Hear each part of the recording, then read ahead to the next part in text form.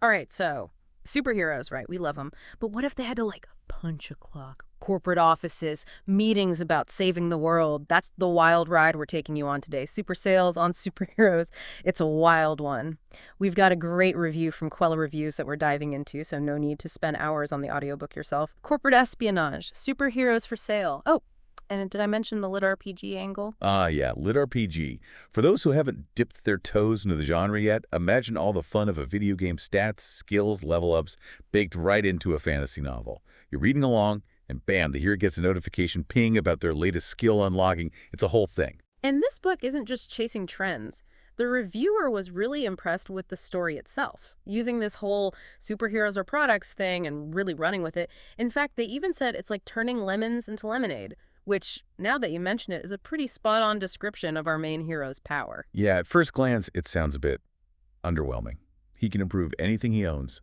Not himself, not his abilities, but any object he owns. Imagine, like, the world's most efficient stapler. Not exactly striking fear into the hearts of supervillains, unless they're really into office supplies. Right. But here's where it gets interesting. This world treats superheroes like, well, assets. They're bought, sold, sometimes even exploited. And our guy, through some twists and turns the review doesn't spoil, ends up owning a few. And if he owns a superhero, Hold on, he can use his power to, like, level them up. bingo. Suddenly, a kind of lame power becomes game-changing. It's like the ultimate micromanagement strategy. Talk about a power move. The reviewer hinted at some seriously creative uses of this power, too. At one point, they even say they'll never look at pancakes the same way again. Pancakes. What could that even mean? Gotta love a good pancake mysteries, those little details that really make a book stand out. Absolutely. And speaking of standing out, the reviewer was gushing about the narrator, Jeff Hayes. They said he makes the audiobook. Oh, a good narrator can make or break an audiobook experience for sure. Right. And with this one, it sounds like we lucked out. Unique voices for each character, nailing their inner thoughts, the whole package. It really adds a layer of, I don't know, immersion. Like you're right there in the story. Totally. It's like if the story is the meal, a good narrator is the seasoning that brings out all the flavors. And with litRPG, you've got that extra layer of like the stats and skills. A good narrator can make even a character sheet sound exciting. Oh, for sure. You don't want the narration to feel like you're listening to someone read their grocery list. Speaking of things you don't want in your audiobook, you gotta address the mature content warning on this one. The reviewer mentions some strong language, some themes that might not be for everyone, and, being a superhero story, a decent amount of action and violence. Yeah, always good to have a heads up. Nothing worse than settling in for a cozy listen and then, bam, something catches you off guard. Totally. Switching gears a bit, I thought it was interesting that the reviewer also mentioned the cover art, said it really captures the vibe of the book. Do you, put much stock in cover art when you're browsing for something new? I mean, it definitely plays a role, even if I don't realize it. I'm probably drawn to certain styles or images. It's like that first impression. Hmm. But I think what's more interesting here is how this book fits into the whole lit RPG scene. The reviewer mentioned it's part of a series, right?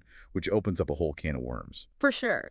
Can this whole buying and upgrading superheroes thing really sustain a whole series? I mean, it's a cool concept, but how many times can you play that card? Right. On the one hand, you've got all these possibilities. What other crazy scenarios can the author cook up? What if he buys a whole team or starts a superhero rental service? The possibilities are kind of endless. It'd be like fantasy football, but with superpowers. And the lit RPG elements could really lean into that too, upgrading an entire team. Talk about strategic depth.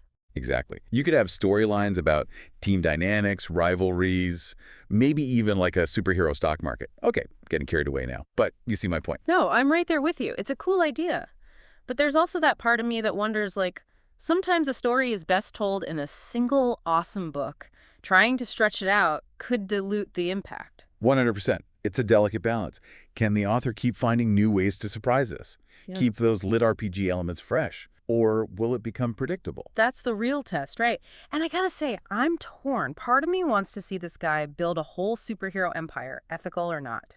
But then there's that other part of me that loves a tight, satisfying story that doesn't overstay its welcome. It's like choosing between an all-you-can-eat buffet and a perfectly crafted single-serving dessert.